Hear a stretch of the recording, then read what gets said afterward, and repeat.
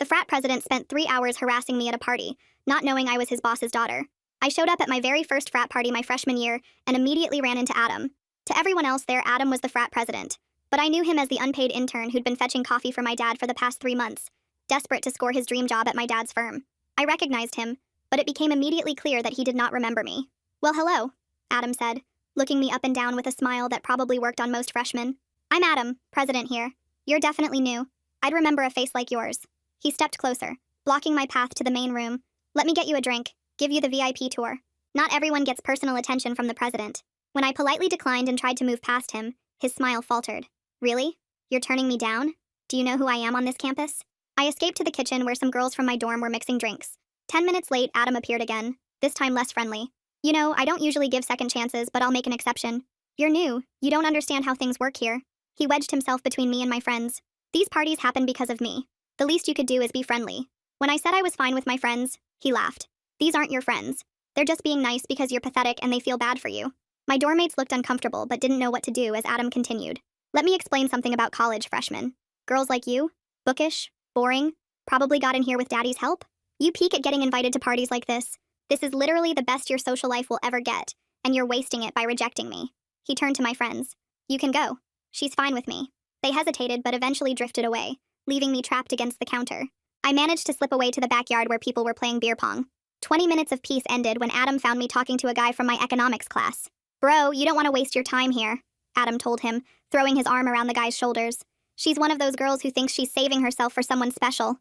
Probably has a purity ring in her dorm room." The guy looked confused, but Adam steered him away. "Trust me, I'm doing you a favor. She's the type who'd cry during her first kiss." Now I was alone by the fire pit, and Adam sat down next to me. "You're not very smart, are you? I run this social scene and I'm about to land a job at the biggest firm in the state. And you're what? Some nobody freshman who can't even dress for a party?" He touched my cardigan. "Did your mom pick this out? You look like you're going to a church potluck." I stood up to leave, but he followed me inside, grabbing my wrist when I tried to head for the door. "Where are you going?" "We're just talking." His grip was tight enough to hurt. "You know what your problem is? You think you're special. But I see 20 of you every year. Uptight freshmen who think they're too good." The party was getting more crowded and louder, making it harder to get away. Adam pulled me into a corner by the stairs, using his body to block me in. "I'm going to give you one more chance to be cool about this. Have a drink with me. Loosen up. Stop acting like I'm some creep when I'm literally the best thing at this party." When I tried to duck under his arm, he slammed his hand against the wall. "I'm talking to you. Do you know how many girls would kill to get my attention?" His frat brothers walked by and he called out to them. "Guys, look at this. The freshman virgin is too good for us." They laughed and formed a semicircle, making it impossible to leave. "She probably thinks she's going to marry some nice guy from her study group," one said. Adam nodded. "She doesn't realize nice guys don't want uptight girls who can't even handle a party. You're going to be alone forever." I finally pushed through them and ran upstairs, looking for a bathroom to lock myself in. Adam followed me, catching the door before I could close it. "Are you hiding from me? In my own house?" He pushed his way in. "You're pathetic. Crying because a guy tried to be nice to you? This is why you'll never matter to anyone. You're weak, boring, and probably only here because your daddy donated money." He grabbed my phone from my hand. "Who you gonna call? Campus security. They work for us during parties." When I started actually crying, he laughed and opened the door, shoving me out into the hallway where everyone could see. "Look, everyone, it's freshman initiation time." He suddenly poured his beer over my head, the cold liquid making me gasp. "There, now you have an excuse to leave. Run home to your single dorm room and your stuffed animals." The beer ran into my eyes. Adam stood over me as I sat on the floor. "Why don't you call mommy and daddy to pick you up? I'm sure they're used to bailing out their failure of a daughter." I looked up at him through my tears and realized that was actually a great idea. I pulled out my phone, wiping beer off the screen, and dialed my dad's number, putting it on speaker. "Dad, can you pick me up? I'm at a party with Adam, your intern Adam. He just poured beer on me." Adam froze. My dad's voice came through the speaker loud and clear, asking if I needed him to come get me right now. The whole hallway went dead quiet as everyone heard him say Adam's name and call him his intern. Adam's face turned white as a sheet while he stared at my phone like it might bite him. I told Dad yes, please come get me, and asked him to stay on the phone until he got here. My voice was shaky, but I made sure everyone could hear me clearly. Adam started backing away from me, his mouth opening and closing but no words coming out. The crowd in the hallway started whispering and pulling out their phones to record what was happening. People were pointing at Adam and I could hear someone say his career was over before it even started. Adam's frat brothers looked totally confused about why their president suddenly looked so scared. Charlotte pushed through the crowd and rushed over to me, helping me stand up from the floor. She took one look at my beer-soaked clothes and saw the red marks on my wrist where Adam had grabbed me. Without saying anything, she stepped right between me and Adam, blocking him from getting any closer. Dad's voice came through the phone saying he was already in the car and would be there in 15 minutes. He asked if campus security was there, and when I said no, He told me he was calling them himself while driving. I could hear him dialing on another phone in the background. Adam finally found his voice and started moving toward me, saying we should talk about this privately and work things out. Charlotte told him to back off in a voice loud enough for everyone to hear. More students moved in around us, forming a protective wall between Adam and me. Someone in the crowd shouted that Adam's career at the firm was definitely over now. Two of Adam's frat brothers grabbed his arms and tried to pull him away, telling him he needed to leave before this got worse. But Adam just stood there frozen, staring at me like he was watching his whole future fall apart. One of his brothers asked what was happening and why Adam looked so scared, but Adam couldn't even answer him. The guy just kept staring at me with his mouth hanging open. Within minutes, I heard heavy footsteps on the stairs and Sean from campus security appeared in the hallway. Dad must have given them the exact address because Sean came straight to me. He looked at my wet clothes and immediately asked if I needed medical attention for my wrist. I showed him the red marks and he took photos with his phone while asking if Adam had done this. I nodded and kept the phone on speaker so Dad could hear everything that was happening. I started telling Sean about the 3 hours of harassment, making sure he wrote down every single detail. How Adam had followed me around the party, blocked my path, grabbed my wrist, and then poured beer on me. Adam tried to interrupt and give his version of events, but Sean held up his hand and told him to wait his turn. More campus security officers arrived along with 2 campus police officers who started taking statements from people in the hallway. Several students came forward right away to say they saw Adam pour the beer on me.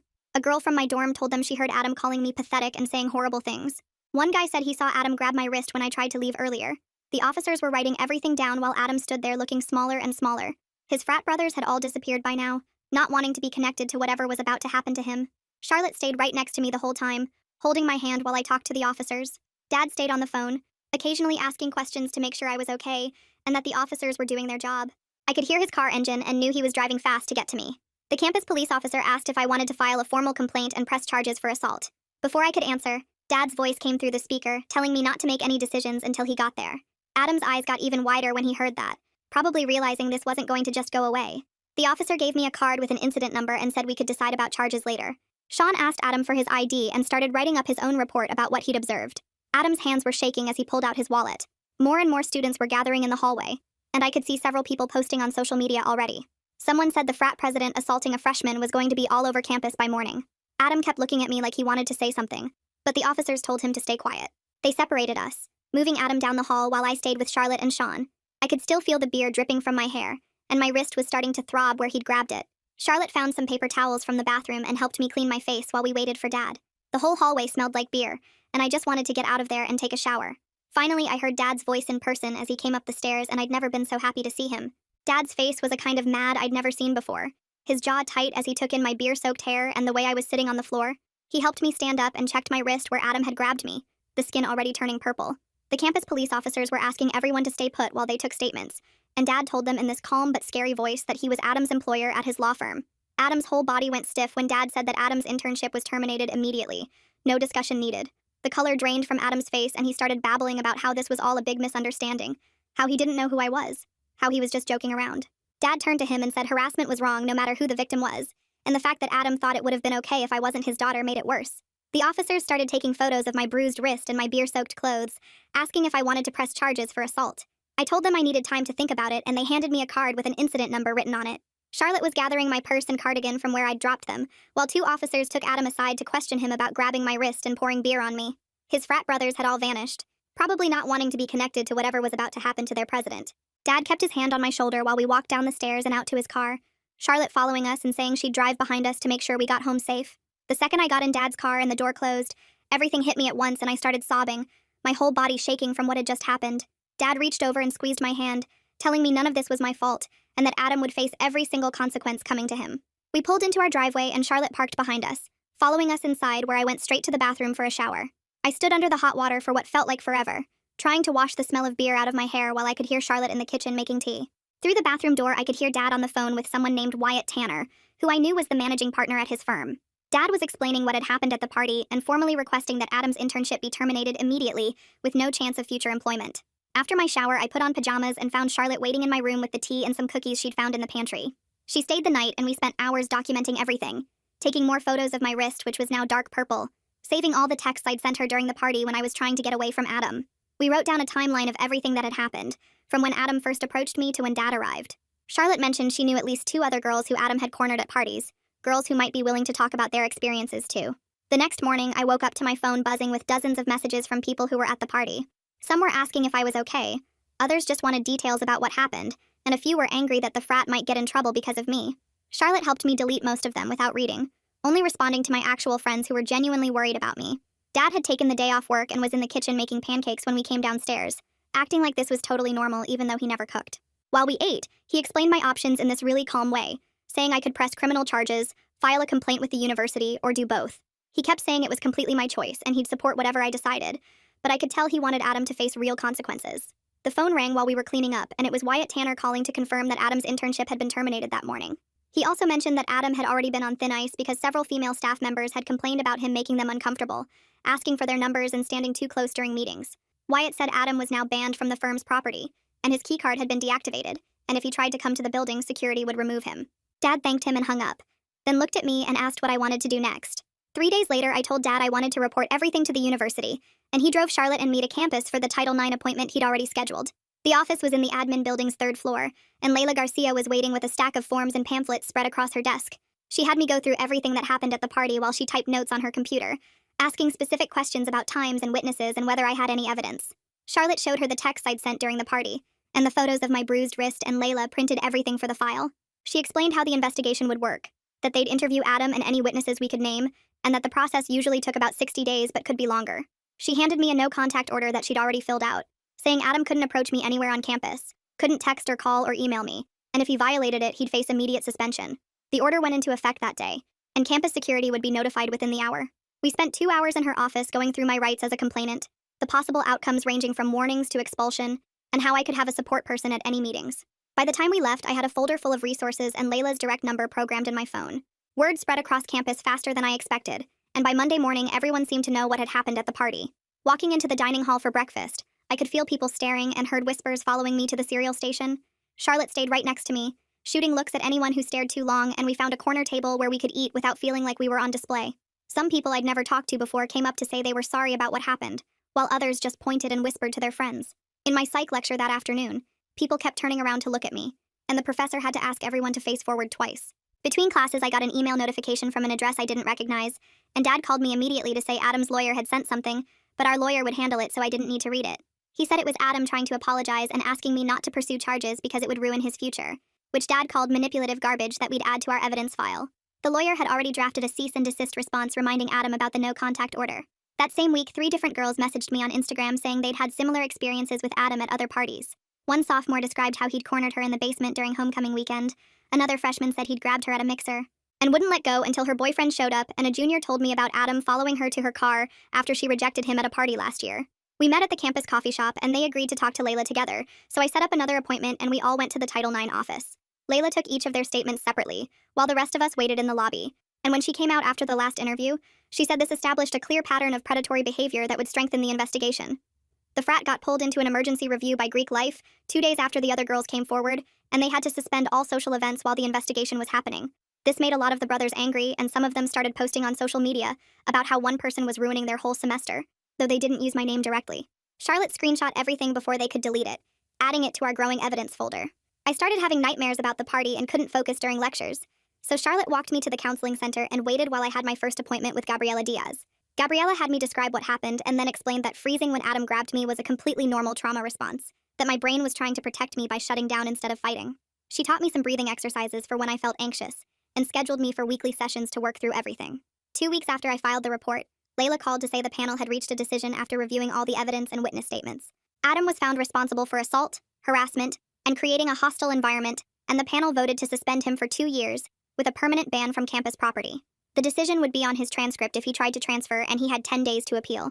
His parents hired some expensive lawyer from the city to fight the suspension, but Layla said with 4 victims giving consistent statements and multiple witnesses from the party, the appeal probably wouldn't change anything.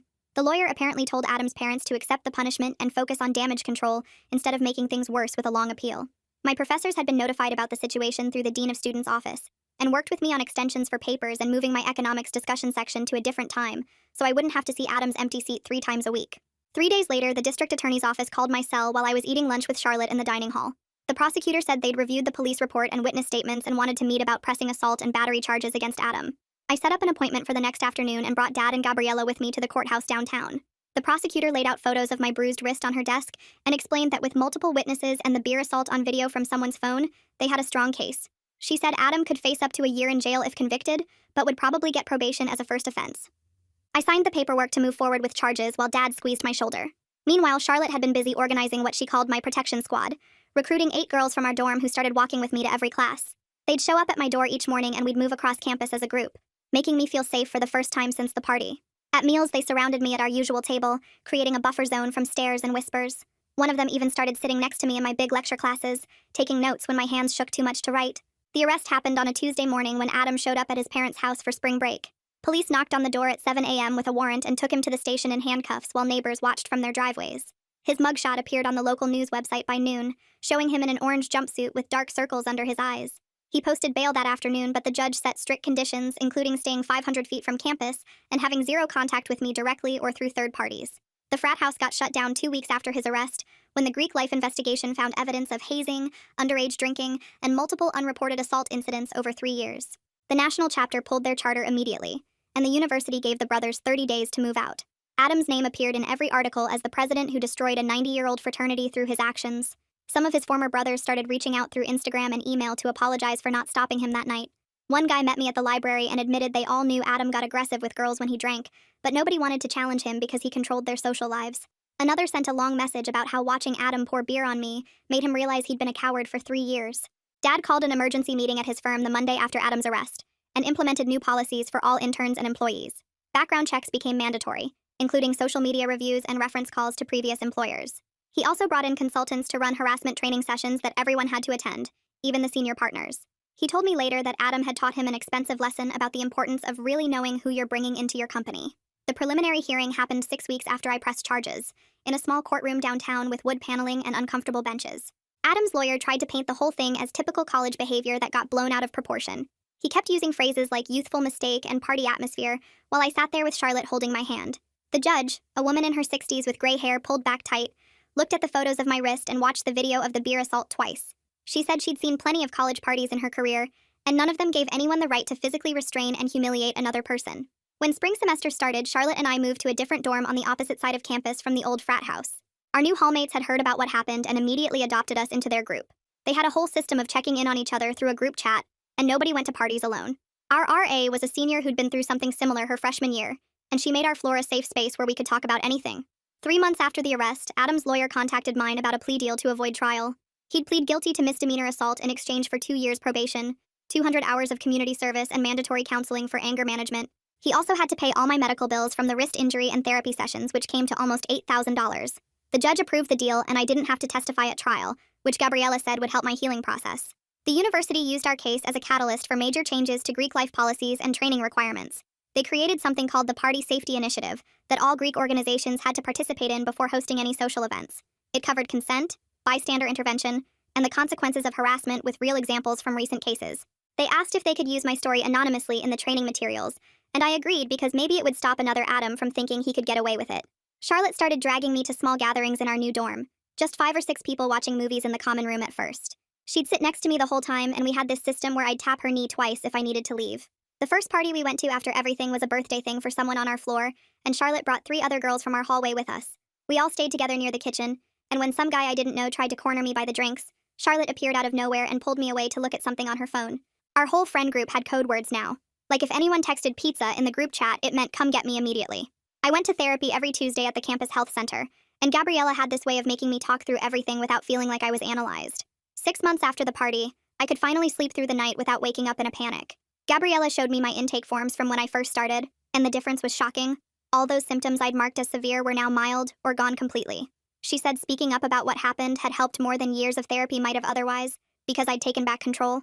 I found out about Adam through the campus rumor mill when someone mentioned seeing his name on a transfer request at the registrar's office. Charlotte's friend who worked in admissions said he'd applied to 3 other schools in state, but they'd all rejected him after checking his disciplinary record. His LinkedIn disappeared one day, and this guy from his old frat told me at the coffee shop that Adam was working at some electronics store near his parents' house. The same guy said Adam had tried to finish his degree online through some sketchy program that barely counted as accredited. Dad started calling me every Sunday night to check in. Real conversations, not just the quick house school talks we used to have. He'd ask about my classes and friends, but also about how I was handling everything. If I felt safe on campus. If I needed anything. He came to visit more often too, taking me and Charlotte out to dinner and always making sure I knew he was proud of how I'd handled everything. When he saw guys looking at me the wrong way at restaurants, he'd get this protective look, but he never said anything unless I brought it up first. The university gave Charlotte some award at the end-of-year ceremony for being an outstanding bystander and advocate. She had to go up on stage in front of everyone, and the dean talked about how her actions had made a real difference in a serious situation. Charlotte just laughed about it later and said she was just being a decent human. But I knew how much she'd done for me those months. I switched my major to pre-law after sitting in on one of Layla's presentations about victim advocacy and realizing that's what I wanted to do with my life. My grades went from barely passing to dean's list because I actually cared about what I was studying now.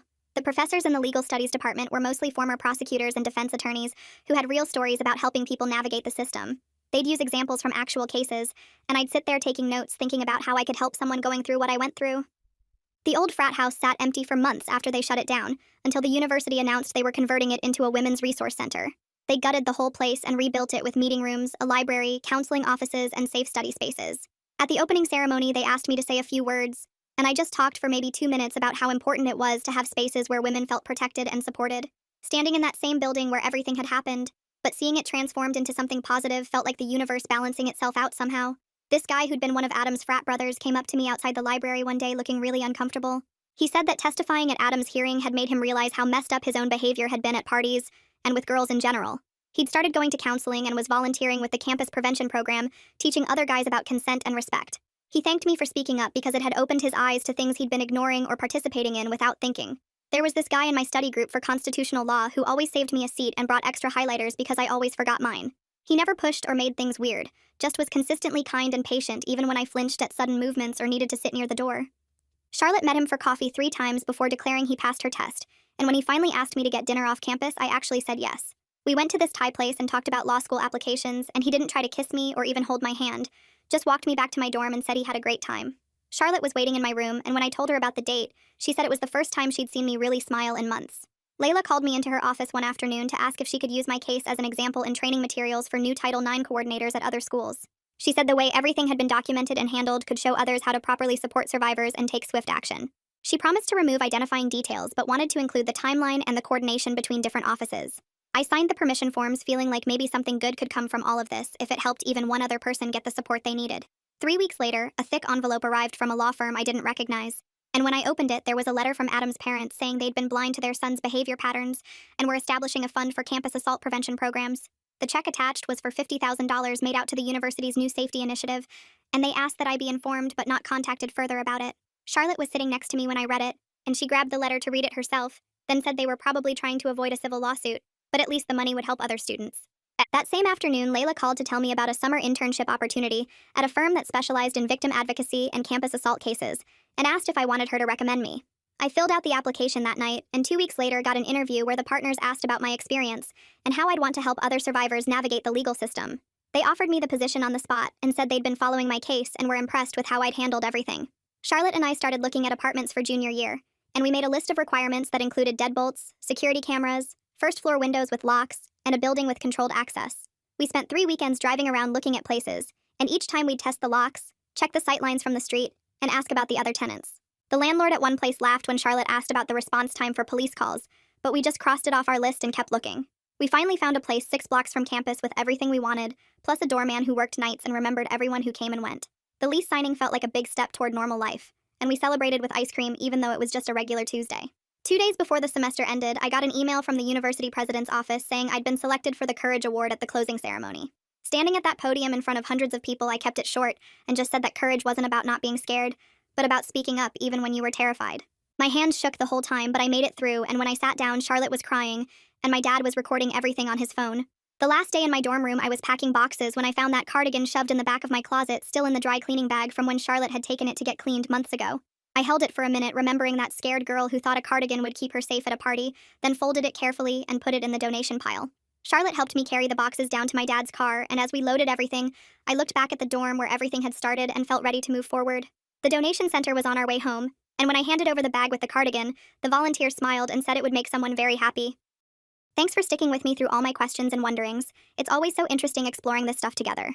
Until we meet again, take care. Subscribe for more content like this.